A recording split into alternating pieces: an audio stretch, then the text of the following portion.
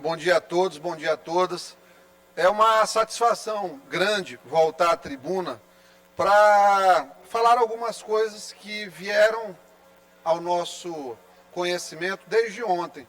Recebi uma ligação, na verdade uma conversa com o nosso querido amigo Marcelos, secretário de Fazenda, Marcelos Ribeiro, falando sobre a pertinência do nosso pronunciamento. E assim, uma das coisas que eu mais admiro num homem público é quando ele tem a capacidade de dividir a responsabilidade, independente se ele está do lado do governo, se ele está do lado da oposição, se ele está do lado da prefeitura. Quando os homens reconhecem a sua responsabilidade, a sua relevância dentro de um processo tão importante quanto esse da gasolina, do diesel, a gente sabe que vai conseguir chegar em algum lugar melhor do que a gente está. Falando a verdade, claro, quando a gente parte do pressuposto de que a verdade liberta, e de fato ela liberta, porque ela permite que a sociedade tenha confiança nos seus agentes públicos, a partir daí a política passa a exercer seu papel com dignidade e com respeito ao cidadão que é pagador de impostos.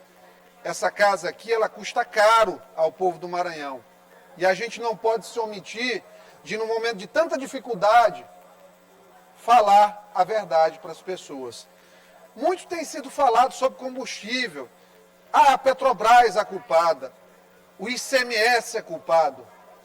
O imposto federal é o culpado. O vilão já foi o dono de posto de gasolina, a distribuidora. A grande verdade é que a gente vive um impasse de recursos públicos que são mal distribuídos e que eu vou falar a verdade. Quem mais sofre não é o estado do Maranhão com recurso público, são os municípios. Os municípios do Maranhão hoje eles estão quebrados. Não tem uma cidade do interior do Maranhão com menos de 50 mil habitantes que seja capaz de pagar as dívidas com o INSS dos seus funcionários. A gente passa o tempo todo jogando sujeira para debaixo do tapete. Não resolvemos os problemas macro, porque a gente se preocupa principalmente em fazer política, em brigar com o Bolsonaro, em brigar com o Flávio Dino, em brigar com o Eduardo Braide. A gente sobe aqui muitas vezes para dissociar a verdade e mostrar ao cidadão uma farsa. E isso é uma coisa que eu não faço. Eu tenho visto colegas, infelizmente, levarem até a televisão teses que são dignas de riso, piada mesmo. Gente que vai dizer que é só o ICMS o culpado. O outro chega para dizer que o problema é que o combustível é cobrado em real e é comprado em dólar, uma coisa está sendo repassada em dólar. A gente precisa explicar para essas pessoas que existe uma coisa chamada commodity. Commodity é uma mercadoria que vale e é precificada no mercado internacional, como ouro, como trigo, como a carne, a arroba da carne. A carne esse ano já subiu 68% nos últimos 12 meses. Quem comprava 1 quilo de carne aí de alcatra a R$18 está pagando quase 40 hoje.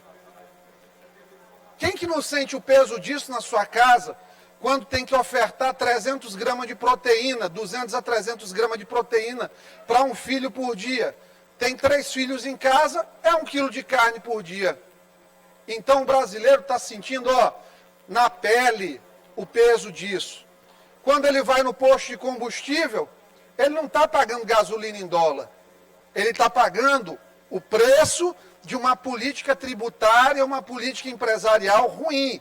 Uma política tributária ruim do governo federal, uma política tributária ruim do governo estadual, dos municípios. No caso da gasolina, o município não entra, porque não tem imposto municipal. E, claro, de uma economia em que a moeda real desvalorizou-se quase 60% nos últimos anos. Só má fé ou ignorância explicam um energúmeno ir para a televisão, falar isso e mentir para a população. Se bem que mentira para esse sujeito nunca foi problema. Ele é mentiroso, repetitivo. Doença, diga-se de passagem. Infelizmente. Então, recapitulando, o combustível, ele segue a dinâmica do dólar, porque 45% do combustível brasileiro ainda é importado. 20% da gasolina brasileira ainda é importada. E não tem concorrência praticamente, eu falei ontem, se não entendeu é porque não presta atenção no que a gente explicou aqui, 95% do produto combustível é feito pela Petrobras no Brasil. Por quê? Porque é a maior empresa e desestimula a concorrência. Simples assim. O que é a solução de verdade? Já encaminhamos hoje uma indicação que a gente espera, a gente sabe das dificuldades de uma indicação da Assembleia Legislativa do Maranhão ser ouvida em Brasília, mas a gente faz a nossa parte, porque nós vamos conversar com o senador Everton a respeito, nós vamos conversar com a bancada federal a respeito. É preciso que se crie urgente um Fundo Nacional de Combustíveis. De onde sai o dinheiro? Royalties de petróleo. 2019, houve uma arrecadação de 60 bilhões de reais de royalties. Eu não estou dizendo para tirar todo o recurso do royalty e tirar do município que precisa desse recurso também para financiar o seu custeio. Mas eu estou dizendo que 20%, pelo menos, desse recurso, uma fatia do ICMS, uma pequena fatia do IPVA também, de tributos estaduais, federais, da CID, do PIS/COFINS, devem ir para um fundo como esse. Para quê? Para garantir a possibilidade do governo subsidiar o combustível da Petrobras, o preço da Petrobras no Brasil. A gente está há 20 anos sem monopólio de combustível, verdade, mas ninguém se interessou ainda em fazer concorrência, porque é desigual. Desigual como, por exemplo, no Grupo Mateus, que empresta jatinho para deputado e bater foto no Caribe. Infelizmente, é isso que acontece. Agora eu quero ver a gente fazer defesa da população, do consumidor, de verdade. Não essa aqui que sobe na tribuna para eleger inimigo que não sabe nem que se existe. Petrobras não vai responder, se explicar para ofício aqui nosso. O que a gente tem que fazer é levantar a discussão de uma maneira séria, porque aqui tem homens e mulheres que precisam ser de bem, e não mentirosos, que brincam com as expectativas das pessoas. Isso aí a gente não vai admitir. Sempre que uma mentira for contada aqui, nesta casa, ela vai ser desmentida quando ela fizer aí um efeito negativo para a população. Voltando à questão da Covid agora, eu estou preocupado porque a gente continua sem uma atitude das prefeituras e a própria coordenação da Secretaria de Saúde no sentido de obrigar os municípios a realizarem mais testes. Precisa sair uma recomendação disso. Vou fazer uma provocação ao Ministério Público, enviar um ofício ao doutor Nicolau, que é Procurador-Geral de Justiça do Estado do Maranhão, para que se manifeste, que o Ministério Público ele dispare um ofício para todas as comarcas, para que os promotores fiscalizem a quantidade de testes que estão sendo feitos. A ocupação hospitalar tem crescido, a média de pacientes, de idade de pacientes que estão apresentando Covid-19, casos graves, ela reduziu, claro, por quê? Porque os idosos na primeira onda foram os mais afetados. Agora a gente está no segundo momento, aqueles que sobreviveram, imunizaram muito provavelmente, e a gente agora baixa a faixa etária, com possibilidade de variantes do vírus novas, mais agressivas aqui. Considero, volto a dizer, sugiro ao secretário Carlos Lula que converse com o governador do estado, sente ele, Felipe Camarão, essa turma toda, para discutir suspensão por 15 dias das aulas para a modalidade online.